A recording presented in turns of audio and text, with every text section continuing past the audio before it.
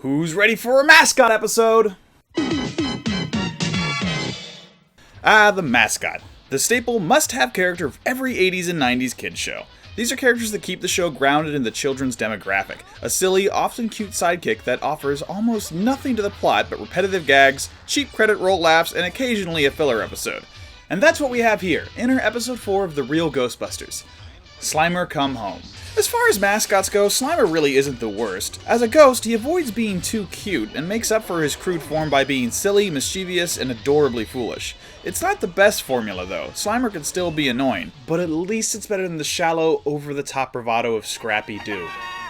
Things could be worse. Slimer Come Home may be a mascot episode, but it starts off with the main team. They're chasing poltergeists, which apparently have special rules? Now remember, poltergeists can't actually hurt you. Poltergeists are supposed to be little more than an annoyance. We experience that lose strength the farther they get away from home, wherever home is. But these poltergeists are different somehow, and they easily overpower the Ghostbusters with the help of a larger entity.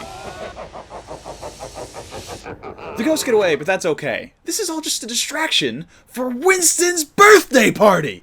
That's right, the entire mission was just a delay so Janine had time to get the Everyman's birthday party ready. And it's everything a discardable plot point could ask for. Pointy hats, people yelling at things, and a cake that's way, way too big for the whole 5 people that are there.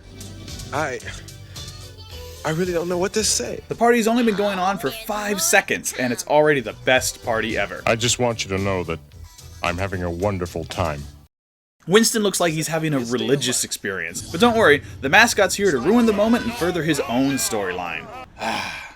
Gluttony. The Ghostbusters almost forgive Slimer for eating the cake instantly, but Peter falls for the mascot storyline trap, ripping into the ghost and telling him that he's completely worthless. You were awfully hard on him, Peter. I think you hurt his feelings. Ghosts don't have feelings. I wonder. Me too, Ray. In fact, this adds a whole nother layer to the moral quandary of you guys locking up the spirits of the dearly departed in your basements. Anyway, Slimer does the most obvious thing possible. He runs away from home. No one likes me. Goodbye forever, Slimer. We also learned that apparently ghosts can read and write? You can read this? I'm a secretary. I can read anything. Or maybe not. We've got to go after him. Yeah, we're right behind you, Winston. Naturally, the team goes out to look for him, and we get to see all the tropes of a runaway mascot episode. We see Slimer wandering the city, seeing flashbacks that made him run away. We see the holdout character who's pretending to be glad he's gone, cave in and join the search, all the normal stuff. It's a tired trope, but it's actually pretty well done. The ambient noise of the falling rain and general lack of background music make these scenes feel pretty lonely and tense. Slimer! Slimer! Slimer! Slimer! Slimer! There's not even that many jokes. The closest thing I found was this weird ghost wearing a polo shirt. Which raises another question. Ghosts wear clothes? Did he die in that polo shirt? Or did he manifest it because that's what he wanted to look... This doesn't make any sense! Apparently, Slimer chose an inordinately bad time to run away. Egon says the pack of poltergeists they couldn't catch earlier has been rounding up ghosts to feed off of their energy. If the group catches Slimer, the gang of ghouls will become unbeatable, and the team's plucky mascot will turn evil. So of course Slimer falls into their trap. Of course he does. Looking for camaraderie, Slimer auditions with the leader of the poltergeist, and does a terrible job. The big ghost lets him in anyway, and tries to teach him how to scare the living. This grizzly fat ghoul looks really familiar, but I just can't place my finger on why. Is it the overcoat? Is it his top hat? I just can't figure out. Oh my gosh, he has a giant mouth in his gut! Wait a minute. That can't be right. It is! I know this ghost because he's in every single episode of Extreme Ghostbusters, a surprisingly good spin-off series that didn't come out until the 90s. We'll come back to that show later, but it's a pretty nice nod to the original series that I never noticed when Extreme Ghostbusters was on the air. Anyway, Slimer accidentally runs into Peter while trying out for the Ghost Squad, which leads the team directly to the Poltergeist's hideout. When they get there, Egon's PKE meter figures out that the big ghost is absorbing all the small ones, and if Slimer gets absorbed, they'll never see him again. If Slimer's in there, And he's already been absorbed. Then we may never be able to separate him. The team rushes in to save Slimer before he gets absorbed, but they're too late. He's absorbed forever, and there's no way they'll ever separate him.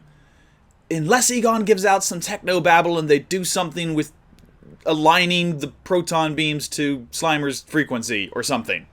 And then they do that. Of course they do. The crisis just doesn't last very long.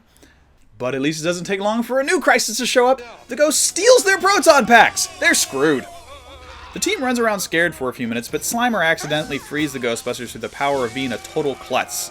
They put the packs back on, and the team catches the uncatchable ghost pretty easily. The whole thing wraps up with a party, a mascot character that learns basically nothing, and a weird barf joke.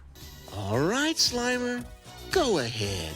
Show him your food. Overall, I'd say Slimer Come Home is a pretty harmless episode. As an adult, I see the character for the mascot trope that he is, but as a kid, I really liked him. I was supposed to. As a gross, rude ghost with a cute disposition, he was designed for the adoration of little boys, and I ate it up. These days, though, I'd rather focus on the show's human leads. And to its credit, this episode does take a couple of really fun detours from the mascot's journey. There's a great moment in the middle of the episode where a street punk tries to mug Egon, but Spangler weirds them out too much. I'm looking for a full torso ectoplasmic manifestation. Color green, no legs, spirit classification unknown. Hey, we had him, man. Why'd you let him go? My dad told me never to mess with anybody weirder than I am. Oh, yeah. Immediately afterwards, Egon runs into Ray, who has a weird theory for how to find Slimer. I figure if I wait in one place, everybody I ever met in my entire life will come by sooner or later. Ray, that's the most ridiculous theory I have ever... Ray Stantz, hello! That's Mrs. Milliken, my second grade teacher. Hi, Mrs. Milliken. Neither moment is important to the story, but I love how these scenes focus in on the characters' eccentricities. It gives us a better window into who they are and kind of hits that sort of weird Ghostbusters quirky characteristics that we love from the movie. It's what sells the show to me, is weird character moments like this that go all in on who the characters are. Ray is a total weirdo with an optimistic point of view, and Egon is so in love with science that he freaks out muggers. That's great. Even so, it's kind of another checklist episode, the mascot episode that we have to get off of the list before we move on.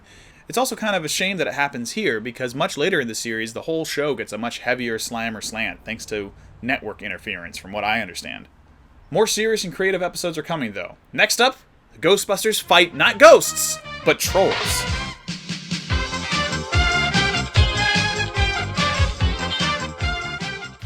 Hey, thanks for watching these videos. If you're still watching, I still have no idea what I'm doing, but if you like the Ghostbusters, click that like or subscribe button or whatever it is down there, and I'll have more videos of these later.